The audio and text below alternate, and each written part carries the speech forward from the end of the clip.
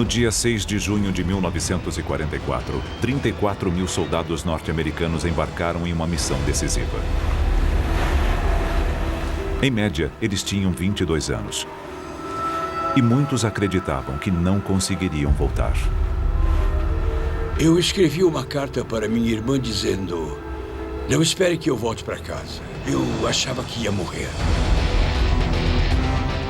Em 1944, a Europa estava ocupada pelos nazistas. Os aliados lançaram o maior ataque por mar da história, contra um litoral fortemente defendido pelas forças alemãs.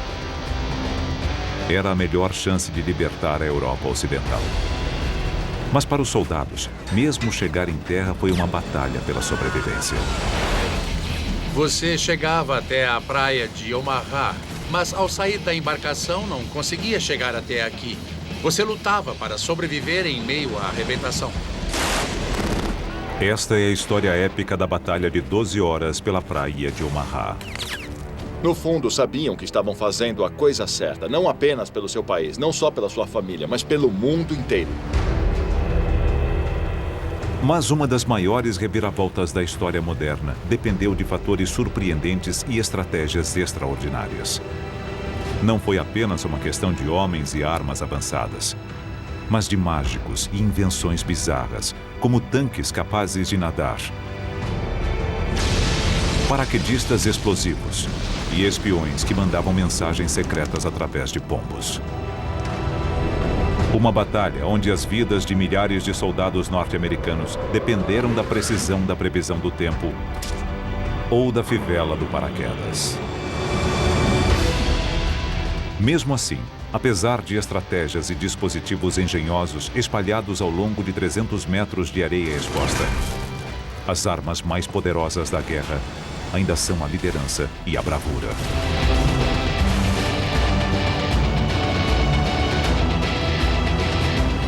O dia D.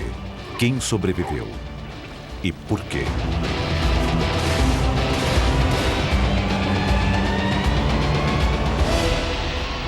Heróis do Dia D.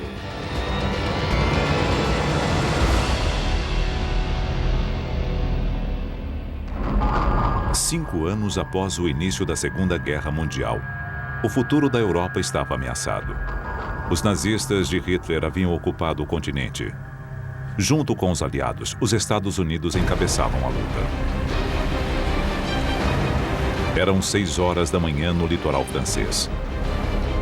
8 companhias de soldados americanos, a primeira onda, esperavam para entrar na batalha. Prepare-se para desembarcar! Vamos para a praia! Enquanto eles se aproximavam da praia, que recebeu o codinome de Omaha, centenas de homens rezavam, sabendo que os aguardava era um muro de armas, uma zona de matança e possivelmente a própria morte.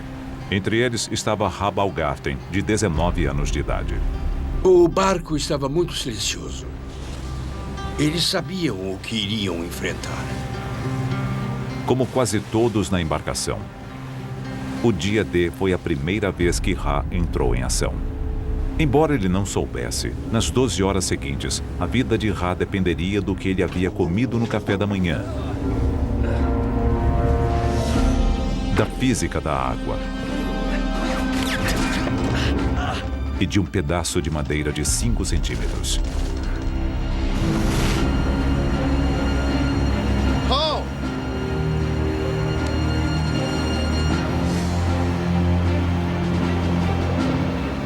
Apenas um ano antes, Ra estava estudando na Universidade de Nova York. Ele era um promissor jogador de beisebol. E então foi convocado. Eu escrevi uma carta para minha irmã dizendo: não espere que eu volte para casa. Eu achava que ia morrer. Um dos motivos pelos quais Ra quis ir para a guerra foi a sua fé. Eu sou judeu e via as notícias dizendo que os alemães estavam invadindo as cidades, forçando as pessoas a usarem a estrela de Davi. Como todos os soldados judeus, Ra teve a opção de mudar a religião listada em sua plaqueta de identificação. Desse modo, se ele fosse capturado, poderia evitar a perseguição nazista. Mas Ra tinha outras ideias. Eu desenhei uma grande estrela de Davi na minha jaqueta, com as palavras Bronx, Nova York escritas em volta. Assim não teriam problema para me identificar. Ra e seus companheiros foram enviados para a praia de Omaha.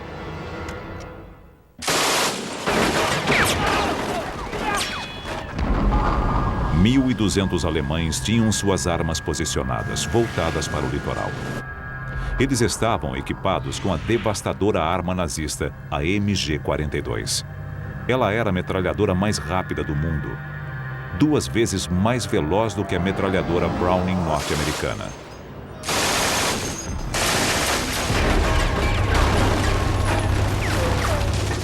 A MG-42 é tão rápida que não se pode ouvir seus tiros individuais.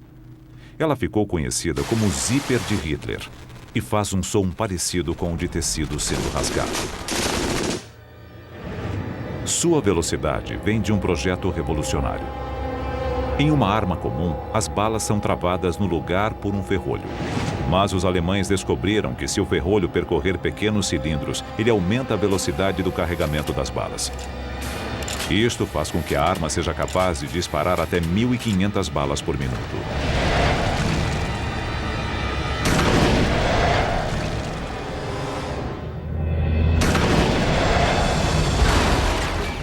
São 25 balas por segundo, em uma velocidade de mais de 3.200 km por hora, diretamente até o barco de Ra. Mas ali não havia apenas uma MG-42, e sim 5 delas. Isto significava que a embarcação de Ra poderia ser atingida por 125 balas a cada segundo. Quando um atirador de verdade emprega taticamente aquela metralhadora, é um pesadelo. Uma das primeiras coisas que você tem que fazer em combate é procurar as metralhadoras do inimigo e pegá-las. Tomá-las imediatamente. De alguma maneira, Ra e seus homens precisavam tomar essas armas. Eles se aproximaram da praia sob um fogo intenso. Entrou tanta água no barco por causa da forte ondulação que eles começaram a afundar.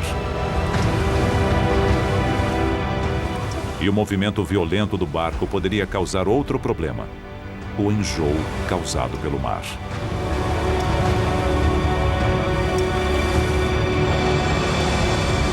Quando saímos do barco, estávamos fugindo da água e do vômito. O enjoo é um risco para qualquer um que viaja de barco. Mas aqui ele podia significar a morte. Tudo porque a Marinha quis dar uma refeição especial para os soldados que seguiam para Omaha. 5 horas antes. Ao sair da Inglaterra, a tripulação da Marinha decidiu dar aos soldados uma refeição reforçada antes da batalha. Isso é ensopado. Um banquete com carne, porco, frango, linguiças, feijão, ovos, sorvete, doces e rosquinhas. No exército é Isso assim. aqui é de verdade? Tudo isso regado a café. Não brinque com a comida, coma. Tá, tudo bem. A Marinha acreditava que o estômago cheio daria mais ânimo aos soldados. Vai começar isso de novo?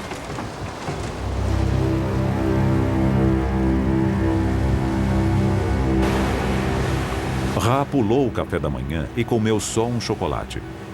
Mas para outros, o banquete foi mais como a última refeição de condenados à morte. O enjoo deve ter afetado a capacidade deles lutarem em uns 60%.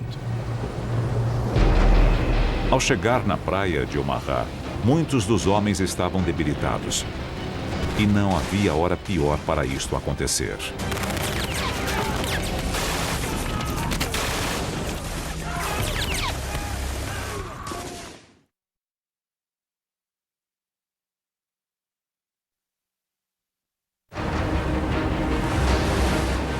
Dia D, 6h38 da manhã.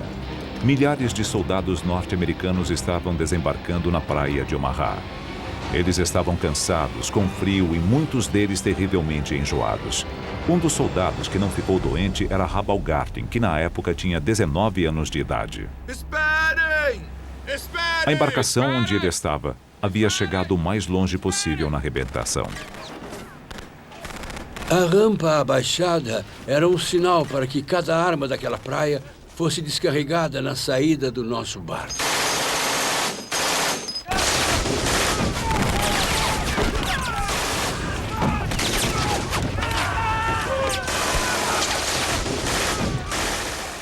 As metralhadoras alemãs miravam na rampa de saída do barco, abatendo homens sem misericórdia.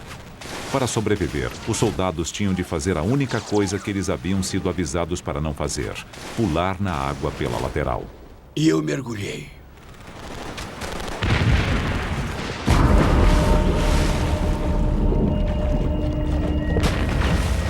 Enjoados e carregando quase 50 quilos de equipamento, os homens saltaram na água numa profundidade de até 3 metros. Aqui! Bob Sayles queria ser soldado desde criança.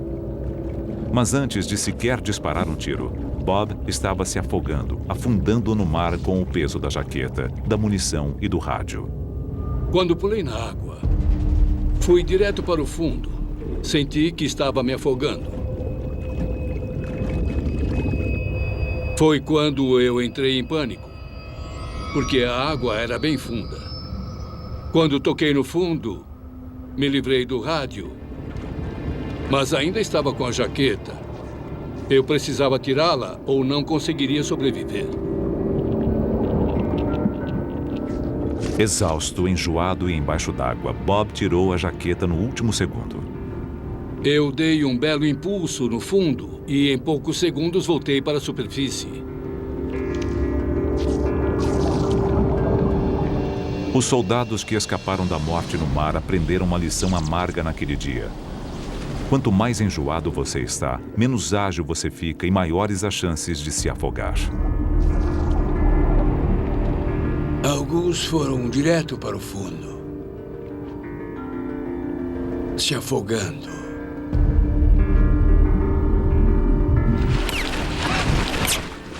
Hall havia comido apenas um chocolate no café da manhã e não estava enjoado. Mas como todos os soldados que não se afogaram, ele enfrentou outro perigo na água: as implacáveis rajadas de balas que iam em sua direção a 900 metros por segundo. Sobreviver a este inferno dependia de uma surpreendente lei da física, porque naquele momento era a água que poderia salvá-los. Vamos colocar desse lado. Estão todos prontos? Charlie Adcock é um perito em balística que está fazendo um experimento para descobrir o que acontece quando as balas da MG-42 atingem a água. Para isto, ele está usando a tecnologia do século XXI. O que temos aqui é uma câmera de alta velocidade. Ela vai deixar o tempo 120 vezes mais lento. O Ben vai disparar sua MG-42, que foi a arma utilizada para atirar contra os soldados em Omaha. E vamos ver o que acontece. A bala viaja a uma velocidade de cerca de 900 metros por segundo. O que acontece se ela não parar no tanque? Ela vai sair do tanque e vamos ter que tapar o buraco e tentar novamente. Engatilhar. Era o que eu ia dizer. Vamos engatilhar a arma. Espera. Pronto? Estamos prontos. 3, 2, 1...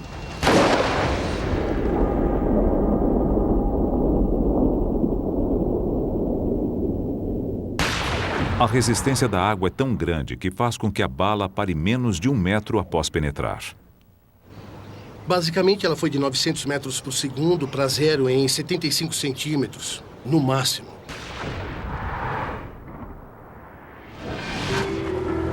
Na praia de Omaha, a diferença entre a vida e a morte era de apenas poucos centímetros. Se as balas atingissem a água a 30 centímetros do soldado, ele estaria morto. A 1 metro ou mais, ele sobreviveria.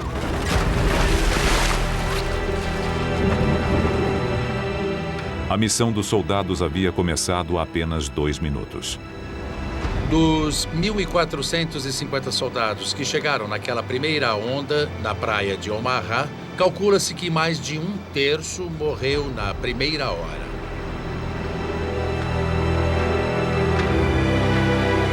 Em apenas 120 segundos, esses homens enfrentaram a metralhadora mais devastadora do mundo. Muitos escaparam da morte saltando no mar apenas para se afogar com o peso do próprio equipamento. Os sobreviventes foram aqueles que estavam a mais de 1 metro do local onde qualquer uma das balas tenha atingido a água. Vai! Vamos lá! Rabalgarten estava entre os sortudos. 2 minutos após chegar na praia de Omaha, ele ainda estava vivo. Vamos lá! Foi uma visão horrível e foi muito surreal, porque a água se revolvia ao meu redor. Balas eram disparadas, minas explodiam, pessoas eram arremessadas pelos ares. Mas ainda não era a minha vez. Os primeiros 2 minutos de Ra na praia de Omaha foram difíceis. Eu tinha que chegar até a praia e fazer o meu trabalho. Mas isso era apenas o começo.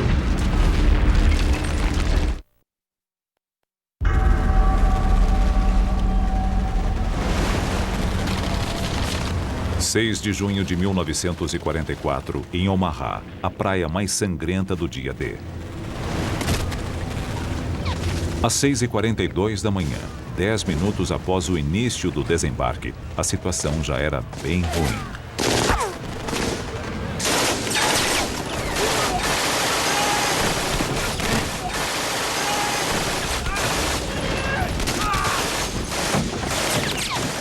Centenas de homens da primeira onda da invasão haviam sido mortos ou feridos.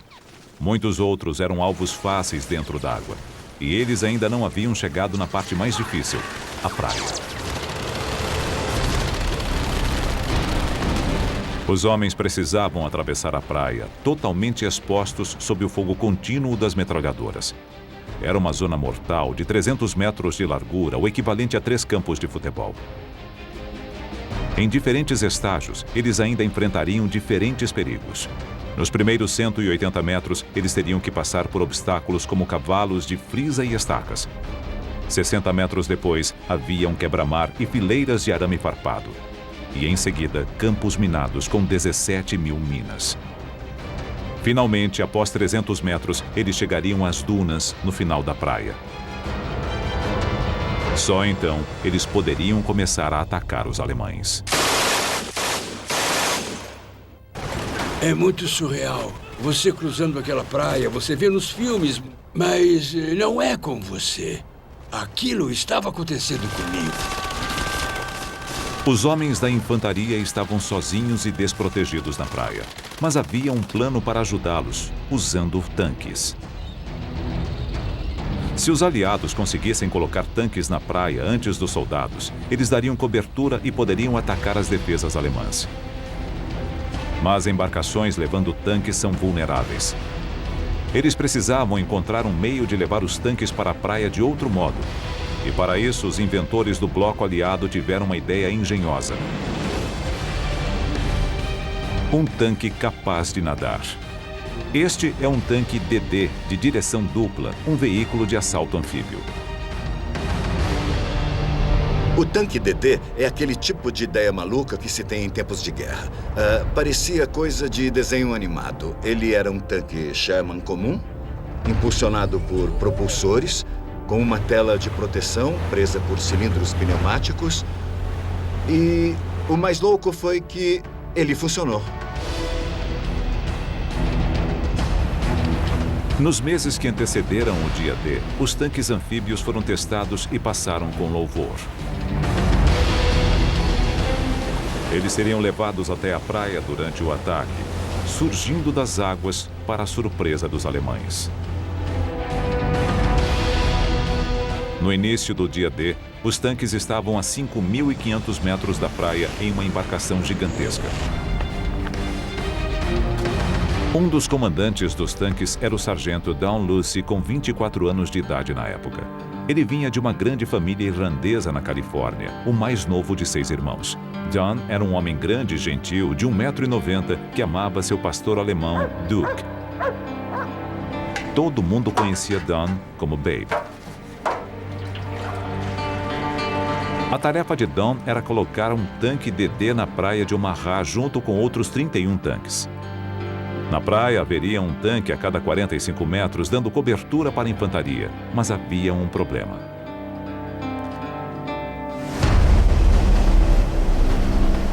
As ondas no canal tinham quase 2 metros de altura. Os tanques anfíbios nunca haviam sido testados naquelas condições. Eles funcionavam bem em lagos calmos ou portos tranquilos. É diferente quando o mar está agitado. Era uma operação quase suicida, mas não havia escolha. Nas semanas que antecederam o dia D, os aliados haviam reunido em segredo um imenso exército no sul da Grã-Bretanha. Qualquer atraso aumentaria as chances de os alemães descobrirem o plano. Mas o tempo estava ruim há dias, com chuva e ventos fortes. Os aliados não podiam prosseguir naquelas condições. Eles precisavam que o tempo melhorasse rapidamente. Foi uma má notícia para os estrategistas aliados porque a invasão não podia esperar. Os alemães acabariam descobrindo os planos. Era um grande problema. Então, no norte do Atlântico, chegam informações secretas trazidas por navios especiais da Marinha. Eles não estavam lá para lutar, mas para medir o vento e a pressão barométrica. Eles forneceram pistas sobre o que aconteceria com o tempo a 3.200 quilômetros dali no Canal da Mancha. E enviaram uma informação sutil, mas essencial. As leituras sugeriam que haveria uma pausa, quando o tempo deveria melhorar um pouco, no dia 6 de junho. O sucesso da invasão e as vidas de milhares de soldados norte-americanos dependiam da precisão de uma única previsão do tempo. Como o tempo estava se esgotando, as lideranças aliadas decidiram arriscar. No dia 6 de junho, o tempo melhorou. Mas o mar ainda estava agitado. Em meio às ondas, a 5 quilômetros da praia, a embarcação de Dalhousie lançou seus tanques DD. Pode travar, vamos! Continuem! Continuem! Continuem, continuem! Continuem, continuem!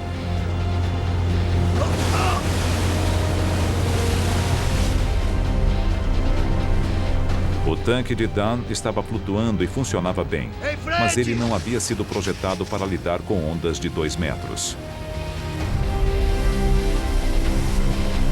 Ajuda aqui! Quase imediatamente, a água começou a entrar sem parar. E a tripulação começou a saltar na água, não apenas para salvar o tanque, mas suas próprias vidas.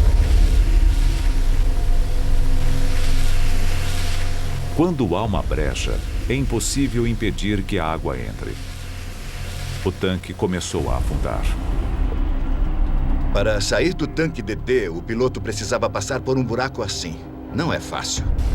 A tripulação estava lá fora. Eles tinham chance de sair, mas não o piloto. Dos 29 tanques que chegaram a ser lançados no mar da praia de Omaha, 27 afundaram. Os tanques que alcançaram a praia estavam em grande parte destruídos. Como não estava dentro do tanque, Dalhousie escapou. Mas 33 tripulantes não tiveram a mesma sorte. O fracasso na tentativa dos tanques anfíbios chegarem à praia deixou os soldados na praia de Omaha por conta própria. Agora, eles precisariam lutar para abrir caminho pela areia e tomar as invencíveis metralhadoras sem os tanques para protegê-los. Eles iam nos liderar na praia, mas isso não aconteceu. Na praia, a contagem dos corpos continuava aumentando. Mas esta não era a única história acontecendo em Omaha. 7 horas da manhã do dia D.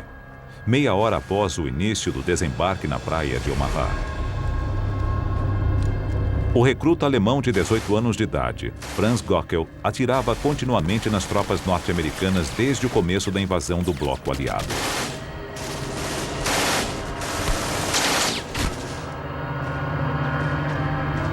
Gockel atirava de um grande bunker de concreto em uma posição alta na praia. Ele fazia parte de uma rede de 14 posições fortificadas, construídas no topo das dunas. Um produto de antivisão militar alemã. Mas o modo como Gockel e os bunkers chegaram ali resultou de uma batalha de mentes entre um mágico inglês pouco conhecido e um dos maiores estrategistas militares do mundo.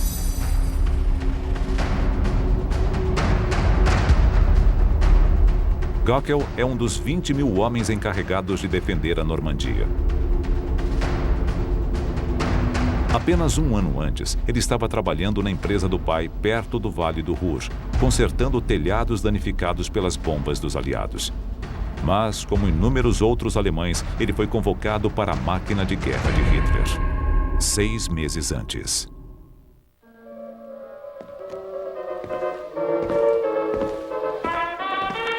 Para Franz Gockel, o bunker era também sua casa.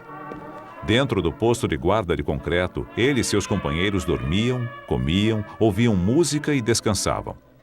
No dia D, eles já estavam ali há meses. O fato era que os soldados enviados para a Normandia para proteger as defesas do Atlântico achavam que era um posto fácil.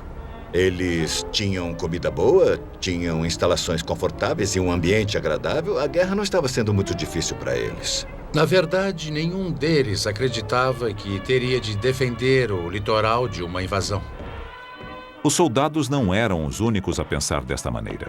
Pouquíssimos altos comandantes alemães achavam que os aliados atacariam o litoral da Normandia. E eles acabaram sendo vítimas de um dos maiores truques da história militar.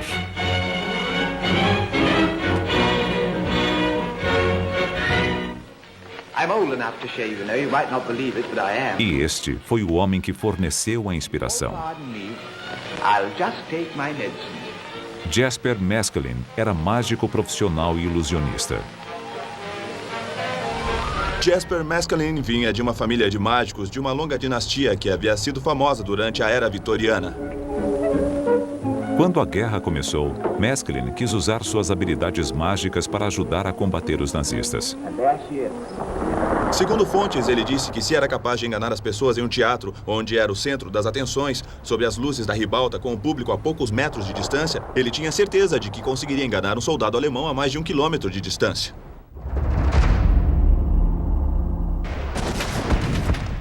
Em 1941, durante a campanha dos aliados no norte da África, Maskelyne teve a chance de ajudar nos esforços de guerra pela primeira vez. Ele se uniu a um grupo secreto chamado Força A para desenvolver táticas militares. O codinome do grupo era a Gangue Mágica. Não dá para imaginar um conjunto mais estranho. Havia de tudo ali, desde um restaurador de obras de arte, um pintor, um especialista em cenários, que você já até espera, mas também existia um químico, um engenheiro elétrico, pessoas de diversos talentos e em diversas áreas. No norte da África, os aliados precisavam de toda a ajuda possível. Eles estavam perdendo a campanha. Antes da batalha crucial de El Alamein, eles usaram uma ilusão para enganar os alemães, cortesia da Gangue Mágica. A Gangue Mágica usava camuflagem e ilusionismo para fazer com que jipes se parecessem com tanques e tanques com caminhões. Eles criaram um exército falso e levaram os alemães a acreditar que os aliados atacariam pelo sul em vez de o norte. E o truque funcionou. Os aliados venceram em El Alamein, virando o resultado da campanha norte-africana a seu favor. No Egito, a cidade de Alexandria estava sendo pesadamente bombardeada em ataques noturnos. A Gangue Mágica planejou um apagão na cidade inteira. Depois, construiu uma Alexandria de mentira com falsas luzes noturnas a 5 quilômetros do litoral e induziu os inimigos a bombardear uma baía vazia. A ilusão sempre foi usada na guerra, desde sempre, desde a primeira briga travada, quando alguém fingiu que ia dar um soco e não deu e enganou o adversário. Mas Maskelyne e sua gangue usaram a tecnologia para isso. Ele era um homem do seu tempo que também deu um toque teatral à estratégia. Em 1943, os estrategistas dos aliados perceberam que as ideias de Maskelyne poderiam ter um uso tático ainda melhor. Eles esconderiam o verdadeiro local onde a Europa seria invadida, criando uma locação falsa.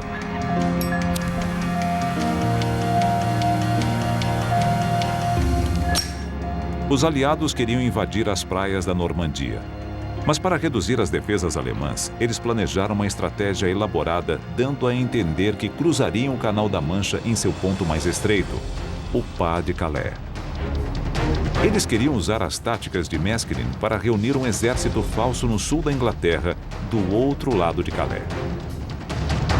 Eles construíram instalações falsas, embarcações falsas e chegaram a fazer tanques infláveis.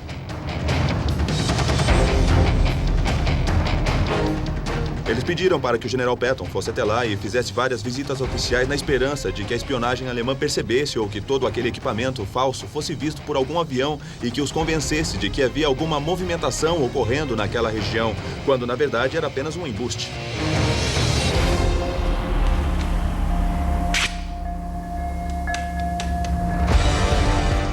Os alemães caíram no truque dos aliados.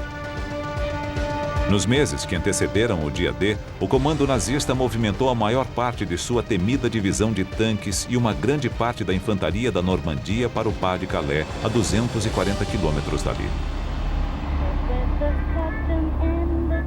A ilusão dos aliados estava funcionando perfeitamente. Os alemães deixaram uma parte de uma divisão para defender a praia de Omaha. Franz Göckel pertencia a uma pequena força de 600 homens, mas não por muito tempo.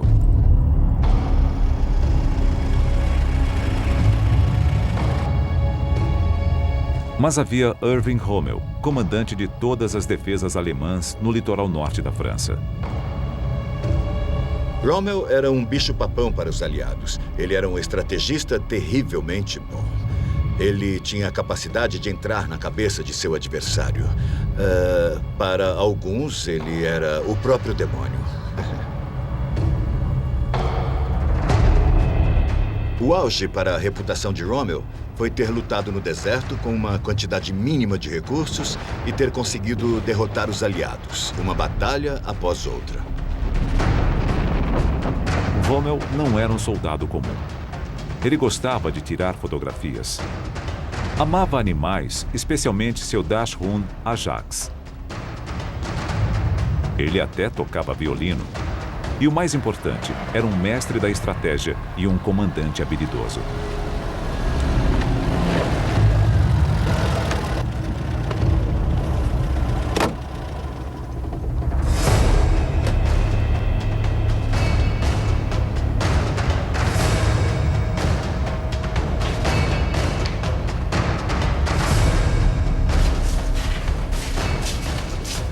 Rommel era conhecido por colocar suas tropas em forma e tirar o máximo de seus soldados. Em Omaha, Rommel teve um déjà vu.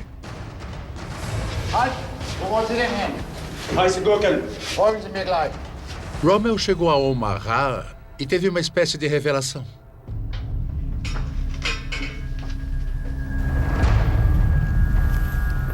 Ele se lembrou de outra praia que conhecia bem, Salerno.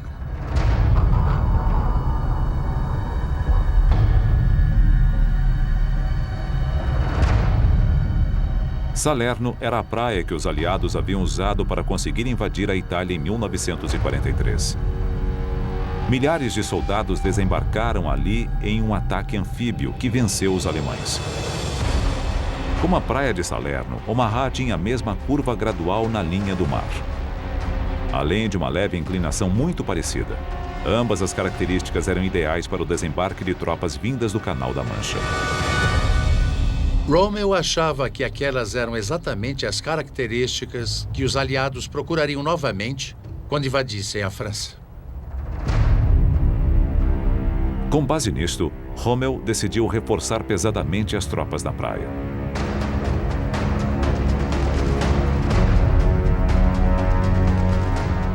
Nos meses seguintes, a praia de Omaha passou por uma transformação. Os bunkers se tornaram fortes. Em apenas 6 meses, Rommel aumentou o número de obstáculos defensivos na praia para 3.700, um a cada 2 metros. E depois enviou mais homens para Omaha, muitos veteranos já testados por guerras, dobrando o número de soldados para 1.200.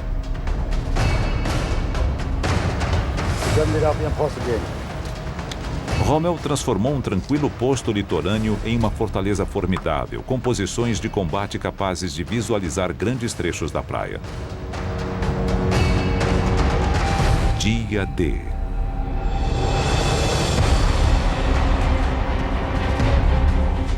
No dia 6 de junho de 1944, as suspeitas de Rommel foram confirmadas.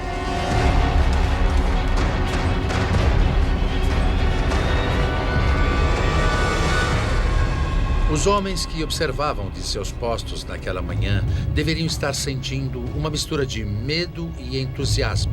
No horizonte surgia uma grande frota em sua direção. 7h05 da manhã, mais de meia hora após o início da maior invasão anfíbia da história.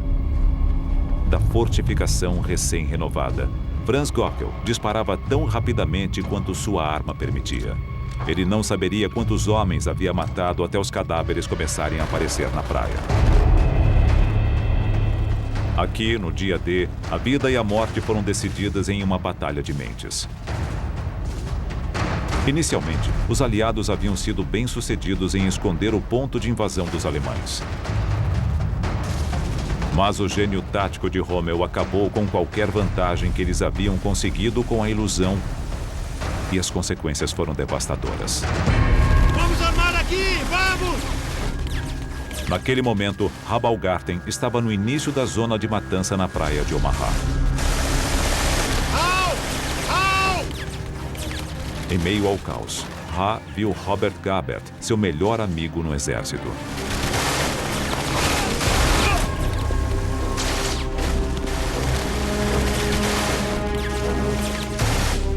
Eu olhei para baixo e lá estava o Robert Gabert.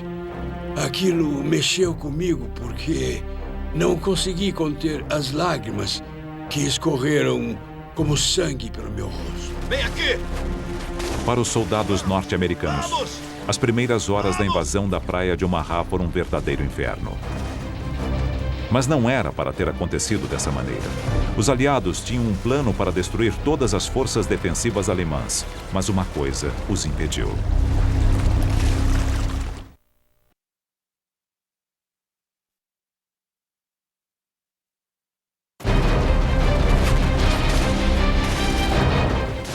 Rabaulgarten era um soldado de 19 anos do Bronx.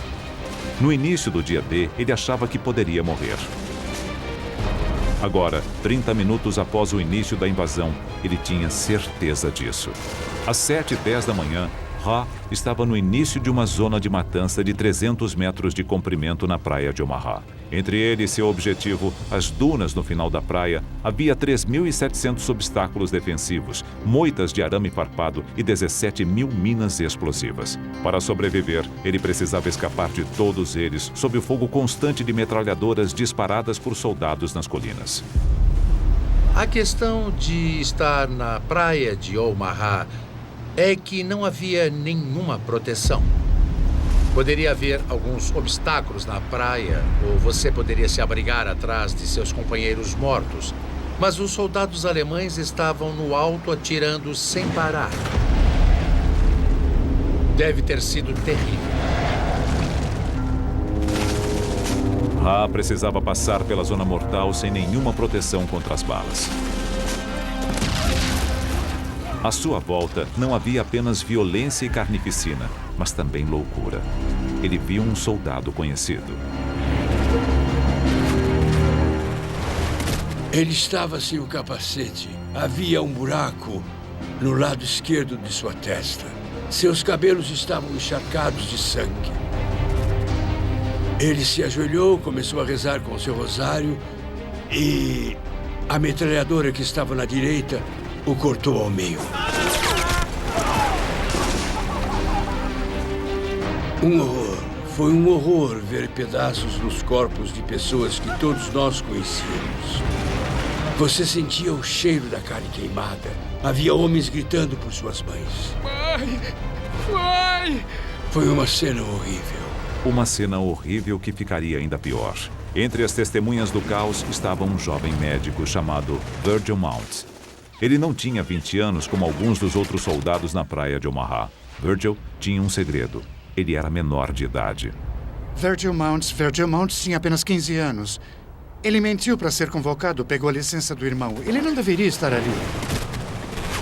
Embora devesse estar em casa, indo para a escola, Virgil, de 15 anos de idade, era responsável por salvar vidas no campo de batalha. As balas eram disparadas. Sob a artilharia pesada, o trabalho de Virgil era tratar homens feridos para que eles pudessem continuar lutando. Eu chamei os médicos para ajudá-lo. E o Virgil levantou e foi até lá. Vai!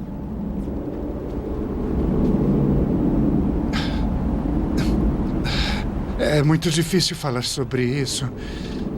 Ele foi até lá para tentar ajudar aquele homem ferido e as balas não paravam de vir. Sai daí! Os alemães disparavam balas de canhão a cada minuto nos soldados da praia. Quando uma bala de canhão atinge alguma coisa, ela se quebra em milhares de fragmentos, uns grandes, outros pequenos. Eles viajam a mais de 2.700 metros por segundo e são devastadores para soldados próximos. Os fragmentos podem inclusive atravessar um corpo e atingir outro. Uma bala que atingiu um objeto próximo explodiu em fragmentos, atingindo o corpo de Virgil Mounts. E ele morreu imediatamente. Médico! Isso é uma coisa que eu jamais vou conseguir tirar da minha mente. É uma imagem tão viva quanto uma foto bem aqui na minha frente. Você nunca esquece esse tipo de coisa. Ele tá morto! Por mais trágica que tenha sido a morte de Virgil Mounts, a verdadeira tragédia é que ela poderia ter sido evitada. Isso porque os aliados sabiam o tipo de artilharia pesada que os alemães tinham para defender a praia de Omaha e haviam planejado tomá-la mais cedo naquela manhã. Atrás das colinas, os alemães haviam reunido um grande arsenal. Havia 30 armas antitanques, 17 morteiros e mais de 20 canhões de campanha. Este é o tipo de forte que os alemães usavam para armazenar suas armas. Os estrategistas aliados sabiam o tipo de armas que eles tinham e conheciam sua força e haviam feito um plano para neutralizá-las. 4 horas antes. Mais cedo, na madrugada do dia D, aviões aliados haviam decolado para bombardear as defesas alemãs na praia de Omaha. 446 aviões, armados com 13.000 bombas, equivalentes a 1.000 toneladas de explosivos. A operação prometia ser o maior exemplo de bombardeio de precisão da história. A Força Aérea declarou que eles eram tão precisos a ponto de atingirem uma lata de picles a 3.000 metros de altitude, e aquela era a chance de provar. Mas as nuvens estavam densas e baixas, e os bombardeiros dependiam do radar, uma invenção relativamente nova para chegar até o litoral. A Marinha não confiava nos radares e temia que as bombas atingissem os navios dos próprios aliados que aguardavam no oceano. Quando os bombardeiros dos aliados se aproximaram da praia, as nuvens impediram que eles vissem seu alvo. E por causa do perigo de errar e atingir a frota que estava no oceano, eles receberam ordens para atrasar a operação. Esperem até terem certeza de que estão sobre a praia. Esperem 5 até 30 segundos e soltem as bombas. Um atraso de poucos segundos pode mudar tudo. Para um bombardeiro a 3.000 metros de altitude, voando a 240 km por hora, um atraso de 5 segundos significa um erro de 400 metros em relação ao alvo. Um atraso de 30 segundos, um erro de quase 2,5 km. 13.000 bombas foram lançadas naquele dia, mas, inacreditavelmente, nenhuma delas atingiu a praia de Omaha, nem as armas que a protegiam. Esta foi a maior falha dos planos dos aliados no dia D. Ah, meu Deus, nada está funcionando. Aqueles seriam dos piores dias. Habalgarten estava no início da praia plana e exposta.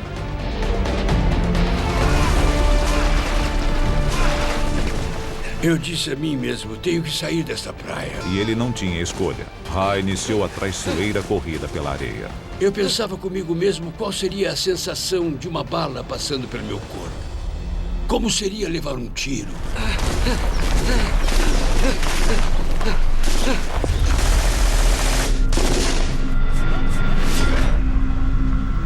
Eu ouvi um barulho alto bem na minha frente. Eu caí na areia perto de uma armadilha. Esperava que tivesse sido no meu braço ou na minha perna, mas não no meu tronco. Virei meu fuzil e havia um buraco na parte do pente e lá dentro havia 7 balas. Essas balas salvaram a minha vida.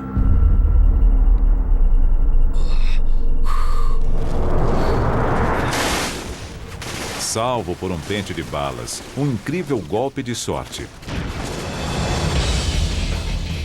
Às 7h30 da manhã, no fim da primeira hora da invasão, a batalha pela praia de Omaha era um desastre para os aliados.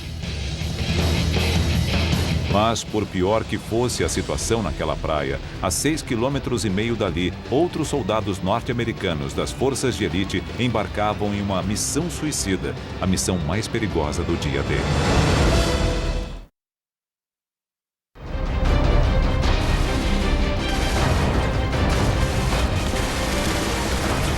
Uma hora após o desembarque na maior invasão anfíbia da história, os soldados norte-americanos se viram às portas da morte.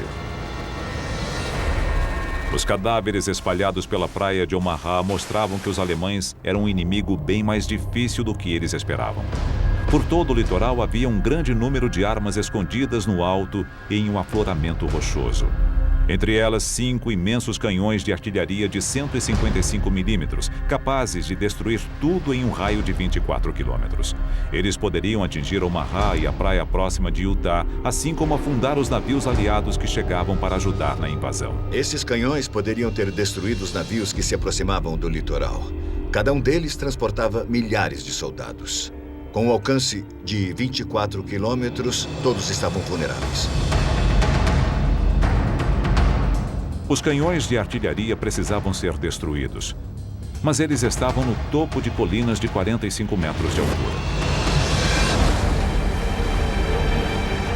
Para pegar os canhões, seria necessário um tipo especial de soldado, homens treinados para missões suicidas de alto risco. Sabíamos que seria perigoso. Nós acreditávamos que poderíamos fazer aquele trabalho. Isto fazia parte do treinamento do comando. Eles nos diziam, vocês podem fazer tudo. George Kartner era um jovem tenente dos Rangers, a elite da infantaria norte-americana. Antes da guerra, George havia desistido de terminar o ensino médio e trabalhava em uma sorveteria. Quando a guerra começou, ele se alistou no exército e sua vida mudou. Ele se mostrou um candidato a oficial excepcional e foi aceito nos Rangers para missões especiais. Durante seu treinamento de 6 meses, George escondeu um segredo de seus companheiros, temendo que lhe custasse o lugar na unidade de elite. Mas momentos antes de chegar na praia de Omaha, ele descobriu que não era o único.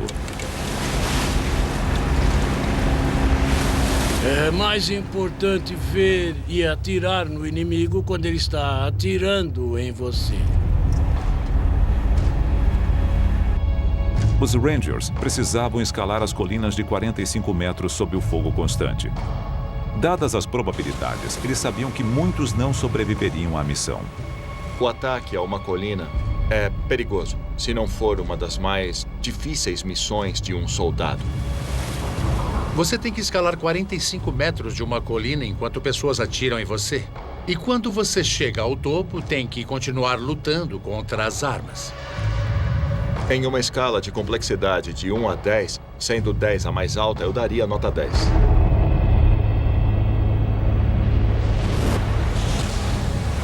Para ajudar os homens naquela missão impossível, os Rangers tinham um equipamento especial. Enquanto eles treinavam na Inglaterra, foram desenvolvidos ganchos de alpinismo disparados por tubos de morteiro. Durante meses, eles praticaram seu uso e subiam pelas cordas.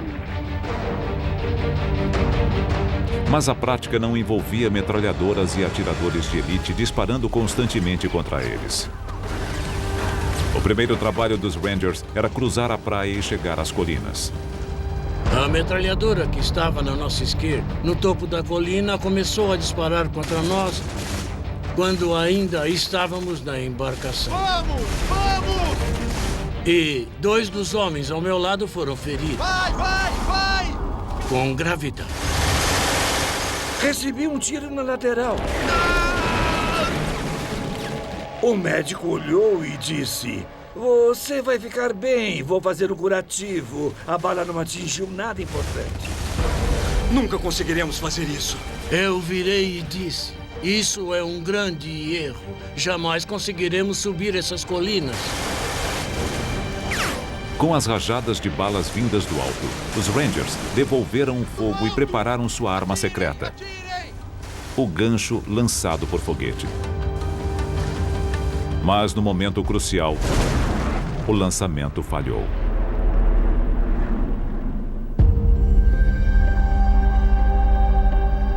Este é um experimento feito para explicar o que aconteceu usando uma réplica exata do dispositivo. O que temos que fazer é inserir esse gancho no morteiro e depois lançá-lo na encosta da colina, que é bem semelhante à encosta de Pont du Hoc. Veremos o que acontece. 3, 2, 1...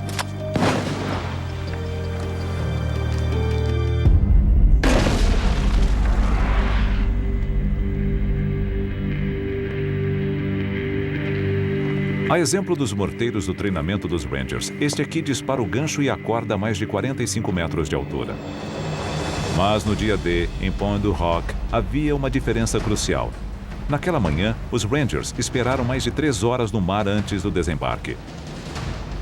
Durante esse tempo, as cordas foram molhadas pela água do mar. O que vamos fazer agora é ensopar a corda com água para reproduzir as condições reais do que aconteceu naquele dia.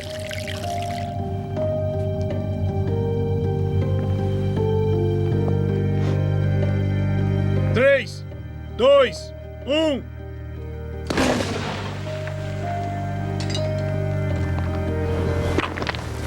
O gancho não conseguiu ir muito longe. Isso pode ser explicado de maneira óbvia pelo fato da corda estar molhada, deixando o gancho mais lento no ar. Uma quantidade pequena de água é suficiente para impedir que o gancho chegue ao topo. Em Pont du Hoc, essa foi a diferença entre o sucesso e o fracasso.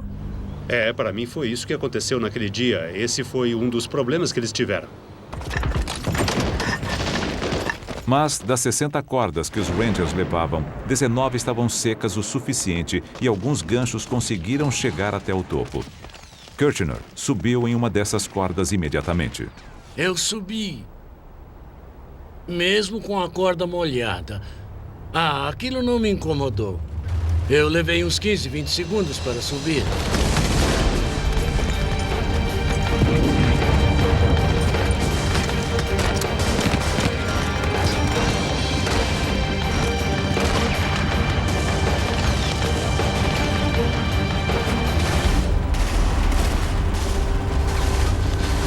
Quando eu jogar!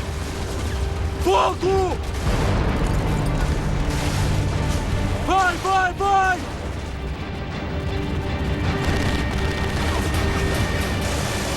No topo da colina, a batalha continuou. Os sobreviventes abriram caminho entre as balas. E, finalmente, eles encontrariam as armas. Mas, ao chegarem lá, Kirchner e seus colegas ficaram chocados. Os Rangers haviam lutado contra o fogo pesado e sofrido 20 fatalidades para chegar lá e descobrir que os alemães os haviam enganado. Não havia nenhum canhão de artilharia, apenas uma pilha de postes Onde telegráficos. estão os canhões? Não é Aqueles canhão. soldados haviam se preparado para aquilo durante meses. Eles estavam determinados a cumprir a missão e cheios de adrenalina. Eles finalmente alcançaram o objetivo para descobrir que havia sido tudo em vão. Fomos enganados. Devem ter ficado arrasados. Desmoralizados, os Rangers perceberam que enfrentavam um inimigo com um poder de fogo terrível, que também era capaz de enganá-los. Um inimigo que descarregaria todo o seu arsenal na praia de Omaha.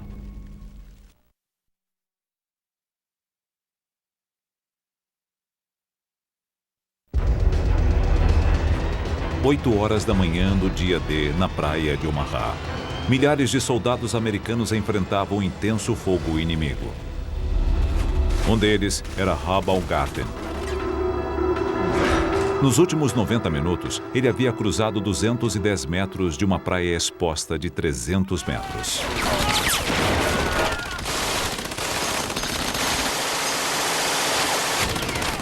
No caminho, ele viu homens cortados ao meio por metralhadoras. Quase se afogou e escapou da morte por poucos centímetros. Vamos logo, depressa! Agora vinha o bombardeio da artilharia. Era muito assustador.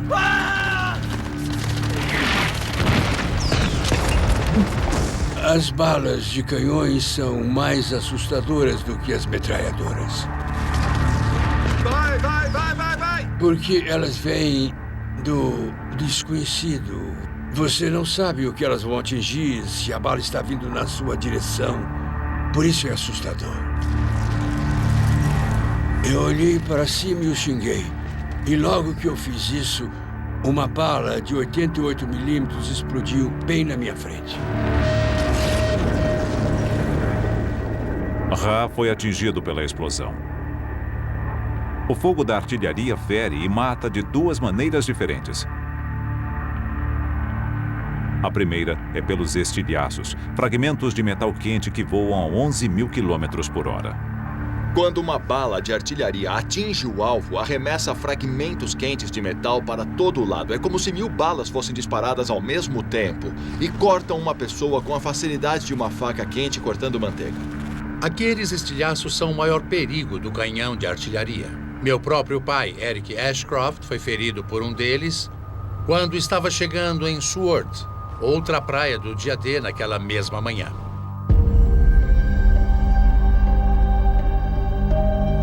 A artilharia também mata de outra maneira, acusticamente, liberando uma onda de concussão. Ela não é nada além do ar supercomprimido sendo empurrado para fora a milhares de metros por segundo. Mas se você é um soldado na praia, é devastador.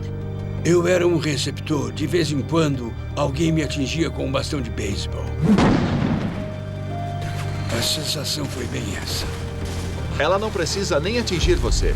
Somente a onda inicial daquela explosão pode afetar o seu corpo de uma maneira que você pode morrer sem sequer ter percebido que estava morrendo. Ninguém conseguiria dizer que foi atingido.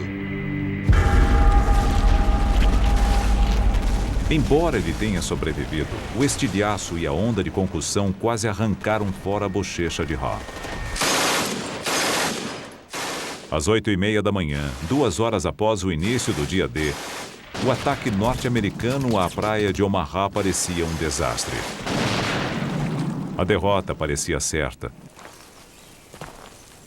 Mas atrás das linhas alemãs, um grupo de corajosos civis travava uma luta clandestina. A resistência francesa. Nos meses que antecederam o dia D, a resistência francesa começou a aumentar suas operações de inteligência sobre a movimentação das tropas alemãs para ajudar os aliados. Os espiões da resistência se concentraram particularmente nas novas defesas que os alemães haviam construído nas praias do dia D, mas era uma operação arriscada. Havia quase 200 mil nazistas procurando qualquer indício de espionagem. A resistência francesa teve que ser criativa no modo como recolhiam essas informações. O artista Robert Doat ajudou pintando paisagens e colocando significados ocultos em suas imagens. Ele estava mapeando secretamente as fortificações litorâneas dos alemães. O agente da resistência, Jean Marion, enviava mensagens para os aliados através de pombos da França para Londres em apenas 4 horas. Enquanto o dia D se aproximava, os membros da resistência intensificaram suas ações, sabotando os meios de comunicação alemães. Eles destruíram linhas telegráficas e explodiram trens.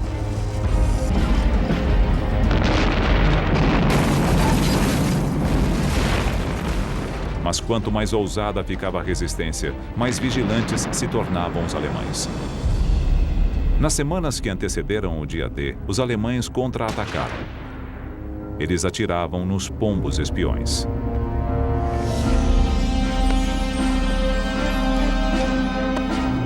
Membros da resistência foram capturados e executados.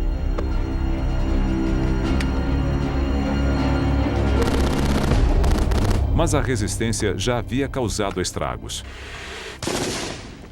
Na praia, sem comunicação, os alemães encontravam dificuldades para conseguir reforços. Vamos, continuem, vamos lá! As forças aliadas precisavam apenas virar o jogo em Omaha. Venham agora! Mas para Rabaulgarten, a batalha ia de mal a pior. Gravemente ferido pelo fogo da artilharia, seu único refúgio era o quebra-mar à sua frente, a 240 dos 300 metros da praia. Lá, os sobreviventes se reuniram e suas esperanças estavam quase no fim. Sabe, nós éramos orgulhosos. Bem treinados, bem disciplinados. Achávamos que ninguém seria capaz de nos derrotar. E vimos aqueles cadáveres empilhados. Havia sangue para todo lado, pedaços de corpos. Foi horrível.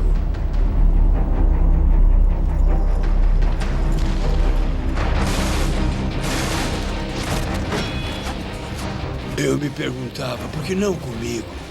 Quando será a minha vez de levar um tiro?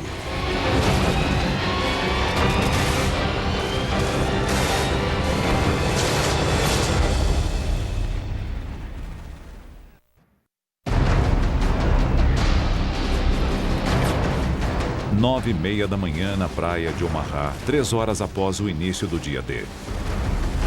O ataque americano estava se desintegrando sob a chuva de balas e bombas alemãs. Entre os que lutavam para sobreviver estava o sargento de 19 anos de idade, Bob Slaughter. Eu era estudante. Ainda não havia terminado o ensino médio. Decidimos que queríamos viver uma aventura, eu acho. Mas conseguimos bem mais do que esperávamos, posso afirmar. Abaixem-se! Bob e seus companheiros estavam encurralados no quebra-mar e a confusão era generalizada. Perdemos os nossos oficiais, os oficiais subalternos. Não tínhamos nenhuma liderança. Era apenas um punhado de garotos como eu, sabe? Fazendo o melhor que podiam. Os homens tinham apenas 2 opções.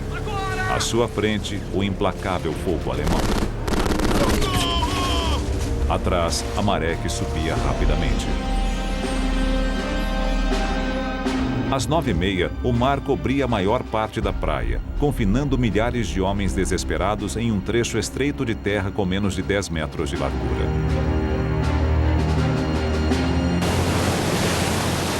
Encurralados, sob o fogo das armas, os homens eram alvos fáceis para os atiradores alemães. Mas chegou a ajuda de outros soldados aliados que estavam em terra. 8 horas antes.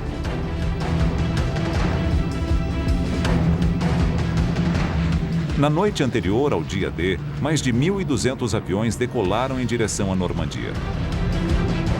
Os aliados queriam proteger os homens de infantaria que estariam nas praias de um contra-ataque alemão.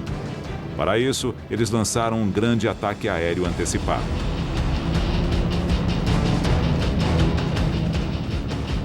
Era a primeira onda de paraquedistas. Mas eles não eram soldados comuns. Com 90 centímetros de altura, feitos de borracha, com pompas. Os aliados enviaram bonecos paraquedistas projetados para enganar os alemães. Eles explodiam em chamas ao aterrissar, enquanto homens das forças especiais emitiam o som de trocas de tiros por meio de alto-falantes para simular um grande ataque. Os alemães acreditaram no embuste. Reservas alemãs foram enviadas para interceptar esses bonecos explosivos. Centenas de homens foram mandados para uma direção quando deveriam seguir para o lado oposto.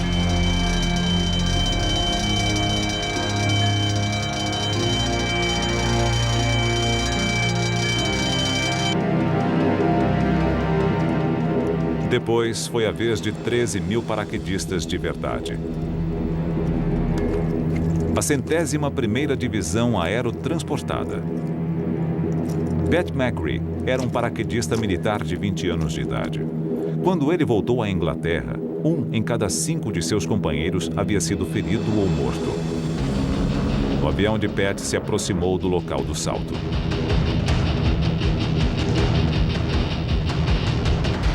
Meu humor mudou completamente, assim como a viagem.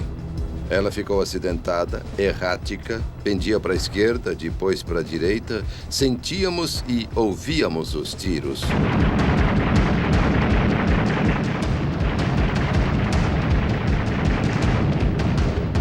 Levantem-se, preparem-se! Levantem-se, preparem-se! Fazendo o sinal da cruz e rezando, percebendo que havia chegado a hora.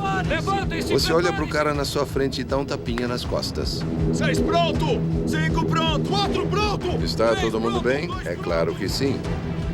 Você vai até a porta e não há nenhuma pausa.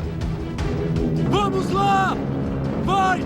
Era quase como um líquido sendo jogado do avião. Vai! Vai! De repente, vi a corda. Eu a peguei e ela bateu em mim. Levei um tranco e sacudi violentamente.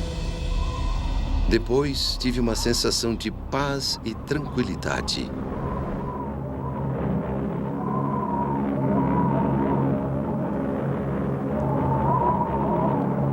O que Pat não sabia era que o maior risco que os paraquedistas enfrentavam vinha de algo que eles estavam usando e de um esquema armado pelo comandante alemão Erwin Rommel.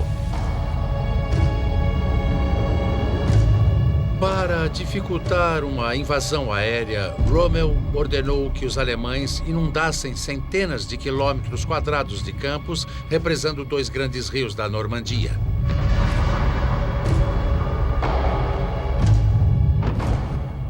Centenas de paraquedistas saltaram na água, o que já é muito perigoso em um salto comum. Mas os soldados estavam carregando quase 50 quilos de equipamentos. A sobrevivência de cada um deles dependia de sua habilidade em se soltar do arnês. No dia D, os paraquedistas dos aliados saltaram nos 2 lados da praia. Americanos de um lado, britânicos de outro. O equipamento americano contava com 3 fivelas e uma tira. O britânico tinha um mecanismo simples e rápido que permitia que eles se soltassem do arnês.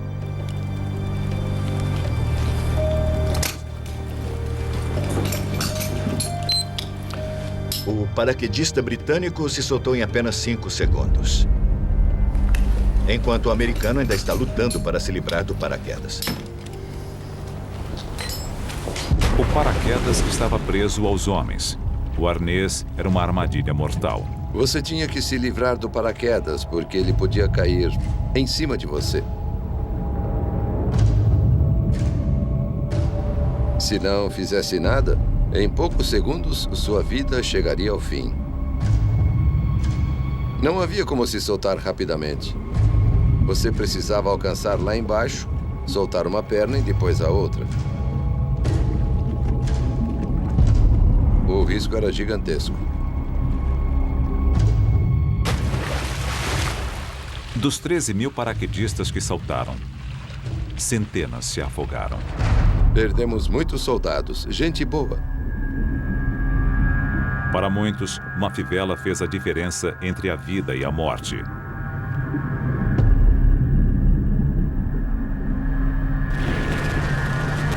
Como em qualquer batalha, pequenas reviravoltas do destino podem ter consequências gigantescas.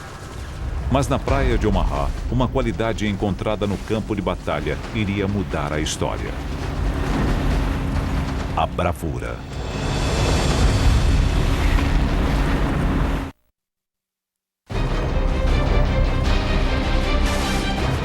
Dez e meia da manhã do dia D. A invasão da Normandia na praia de Omaha estava por um fio.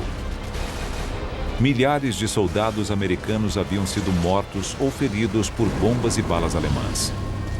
E também pelo enjoo que os enfraqueceu antes da batalha. Pelo afogamento causado pelo peso dos equipamentos, em tanques anfíbios que afundaram nos mares agitados. E pelos arneses dos paraquedas que não se soltaram embaixo d'água. Os soldados lutavam contra enormes dificuldades. Na praia, ferido, o soldado Habalgarten avaliou a situação. Achei que estávamos perdendo, que era só uma questão de tempo. Começou a passar pela minha cabeça que a invasão pudesse ter falhado. Mas havia um homem observando tudo no oceano. Ele percebeu que sem liderança e fé, a missão na praia de Omaha falharia. Aos 51 anos de idade, ele era o soldado mais velho no local, o general Norman Carter. Ele vinha de uma família humilde. No exército, foi aceito em West Point e se destacou. Mais tarde, casou com uma prima de Eleanor Roosevelt. A poucos metros da praia de Omaha, Cota percebeu que aquele era o momento decisivo de sua carreira e entrou em ação.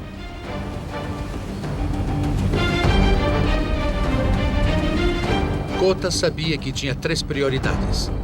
A primeira era tomar a liderança. A segunda era tirar os homens da praia. E a terceira era atacar os alemães.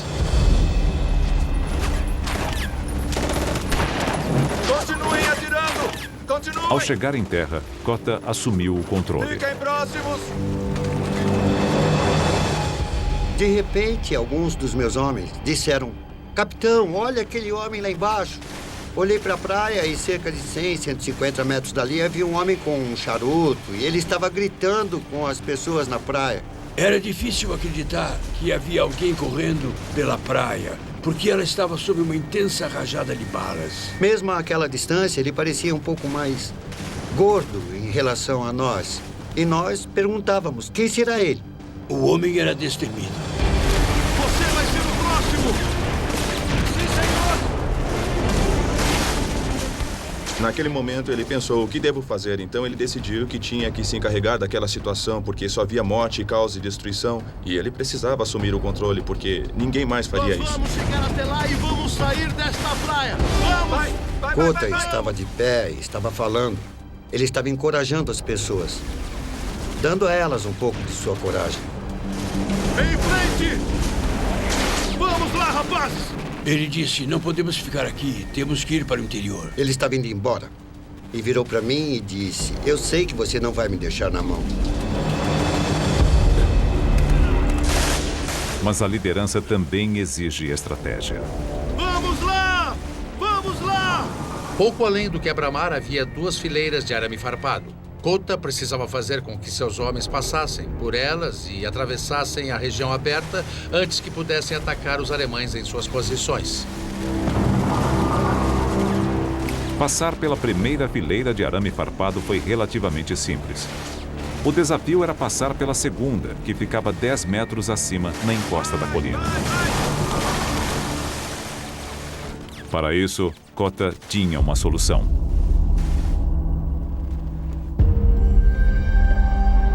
Muito bem. O que temos aqui é um torpedo Bangalore. É como os que os Rangers usaram na praia de 1944. E como você pode ver, ele tem 2 partes. A primeira é um tubo de aço como este. E ele é cheio com cerca de 34 quilos de TNT. Você pode ver que ele tem uma ponta no formato de bala, para ajudar a passar pelo emaranhado de arame farpado. Esta é a segunda parte, e como você pode ver, Ela se encaixa na ponta desta aqui e é usada para ajudar a passar pelas defesas que você vai explodir. Para os soldados sob o fogo, a velocidade era essencial. O torpedo Bangalore precisava explodir rapidamente o arame farpado. Era hora de testar a arma.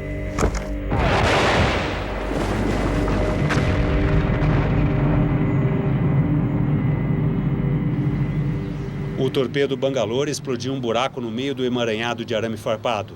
Ele explodiu os dois lados, formando um canal. Você consegue sentir o cheiro dos explosivos. Pode ver a descoloração, o arame está cortado e pronto.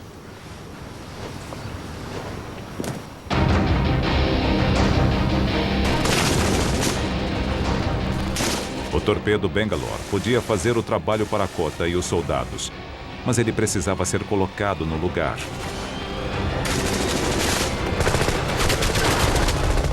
E os primeiros homens que tentaram fazer isto tinham sido mortos.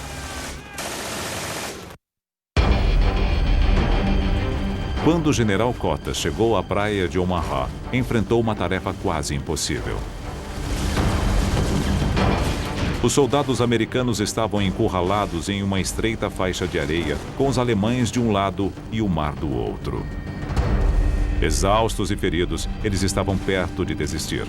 Kota precisava inspirá-los e fazer com que acreditassem que era possível vencer a batalha. Para sair da praia, eles precisavam escalar uma colina e passar pelo arame farpado, uma tarefa que já havia custado vidas.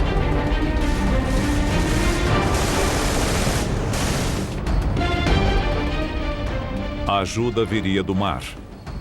12 navios de guerra capazes de atirar em bunkers alemães para apoiar os homens que estavam na praia de Omaha. O capitão de um dos navios, o USS Frankfurt, James Semmes, queria ajudá-los, mas não podia.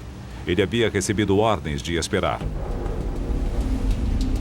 Sua tarefa não era salvar soldados na praia, mas proteger a vulnerável frota de navios parados no oceano. Naquele momento, isto fazia com que o general Kota e seus homens estivessem por conta própria. Vamos sair da praia! A primeira parte do plano de Kota, sair da praia, havia funcionado. Eles conseguiram explodir um buraco na barreira de arame farpado.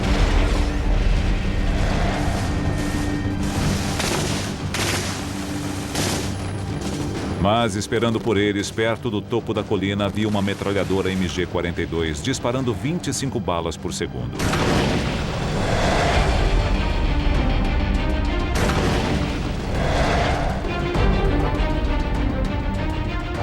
Um dos homens de Kota se ofereceu para desafiar a metralhadora mais rápida do mundo. Ai, meu Deus! Imagine que é o Kota. Pela segunda vez, você se encontra em um momento de crise. Um homem foi atingido e grita em agonia. Os outros soldados assistem. Eles começam a hesitar. O que você faz?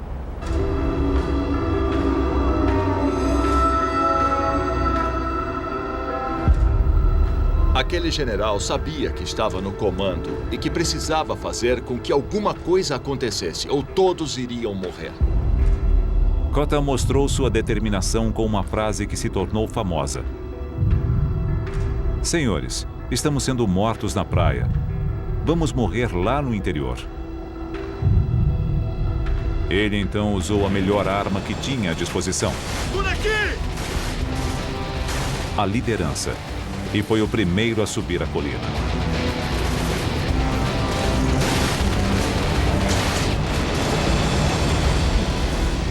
A decisão de um comandante fez com que ele agisse de um modo que inspirou os seus homens. Este foi o momento de uma grande reviravolta na batalha pela praia de Omaha.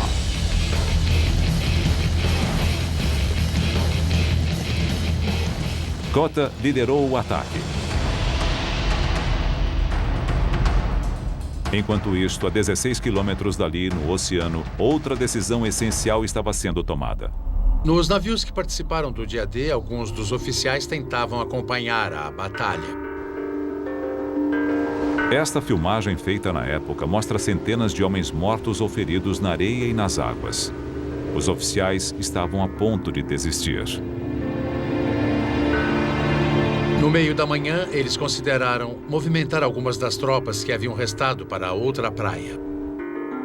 Os oficiais enfrentavam um dilema estratégico: usar os contra-torpedeiros para proteger os navios de transporte ou para atacar os alemães na praia.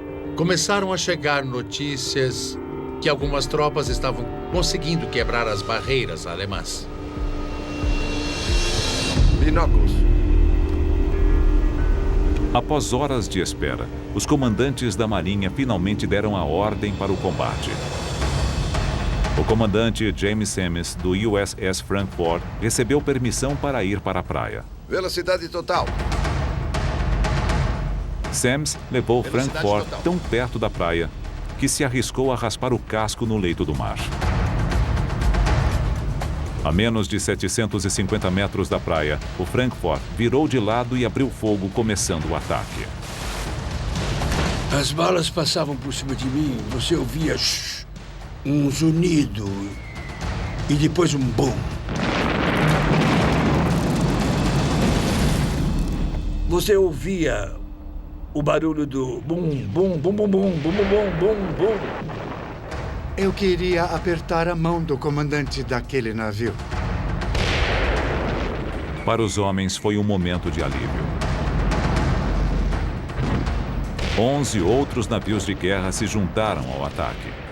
Após horas enfrentando uma derrota iminente, a batalha na praia de Omaha estava finalmente começando a melhorar para os americanos.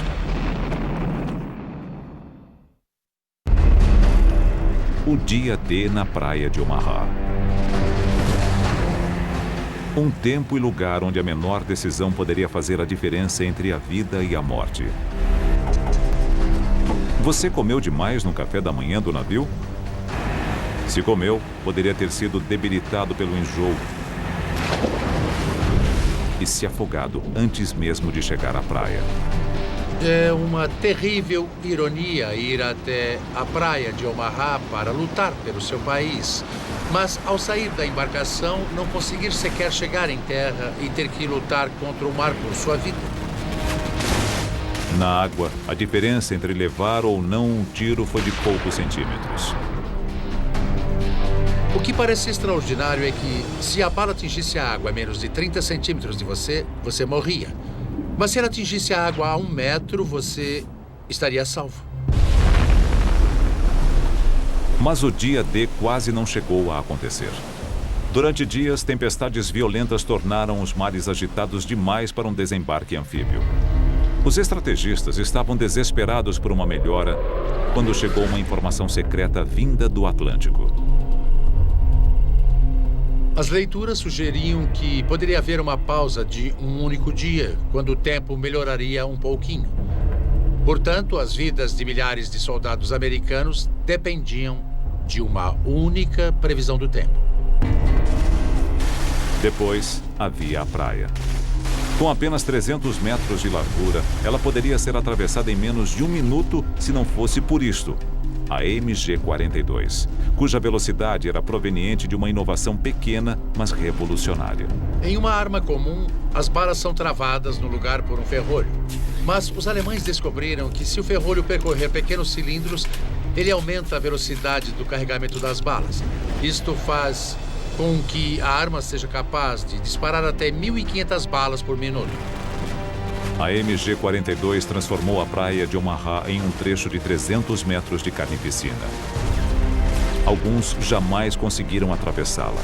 Outros levaram horas para chegar do outro lado. A diferença entre a vida e a morte podia ser tão pequena quanto o pente da sua arma. Virei meu fuzil e havia um buraco na parte do pente e lá dentro havia 7 balas. Essas balas salvaram a minha vida. Vai! Em terra, mais uma vez, pequenos detalhes tiveram impactos gigantescos. O projeto mal feito do arnês dos paraquedas fez com que muitos paraquedistas americanos se afogassem em campos inundados. Imagine estar vestindo um arnês que, mesmo em terra seca, era difícil de tirar. Foi terrível. Por aqui! Mas em batalha, a bravura ainda é capaz de mudar o destino. O general Cota e seus homens conseguiram ultrapassar os obstáculos. O homem era destemido.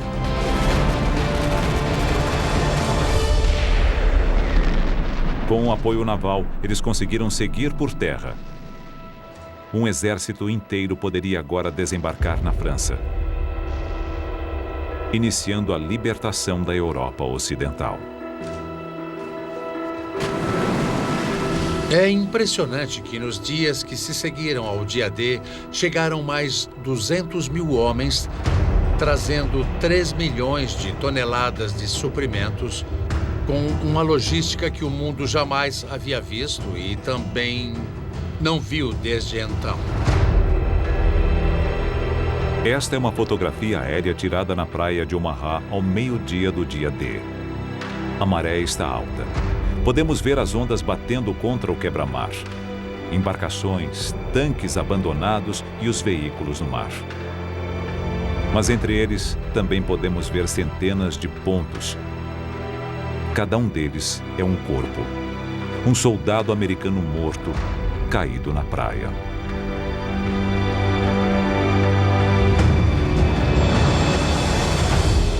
Nas 24 horas seguintes, o soldado Rabalgarten foi ferido 4 outras vezes, 5 vezes ao todo. Ele se recuperaria de todos os ferimentos, mas um deles perduraria. Eu sofri uma grande culpa por ter sobrevivido. Eu ficava me perguntando por que eu, muita gente, quando reza para Deus, pergunta por que eu tenho essa doença? Por que Deus não está me ajudando? Mas no meu caso era o contrário. Eu dizia, por que eu? Por que eles morreram e eu sobrevivi? Ninguém sabe exatamente quantos soldados americanos morreram na praia de Omaha. Os historiadores calculam que foram mais de 2.000, com no mínimo a mesma quantidade de feridos. E Omaha foi apenas uma das 5 praias onde as tropas aliadas desembarcaram naquele dia. Ao todo, 10.000 soldados aliados morreram. 4.000 alemães também foram mortos, além de 3.000 civis franceses. O dia D foi uma grande causa, talvez a maior delas. Mas para todos os países envolvidos, ele também teve um grande custo de muitas vidas que foram perdidas e futuros interrompidos cedo demais. Aqueles homens sempre serão jovens. Na minha opinião, eles não ficaram velhos como eu. Eles permanecerão jovens, correndo atrás das garotas, tomando cerveja e se divertindo.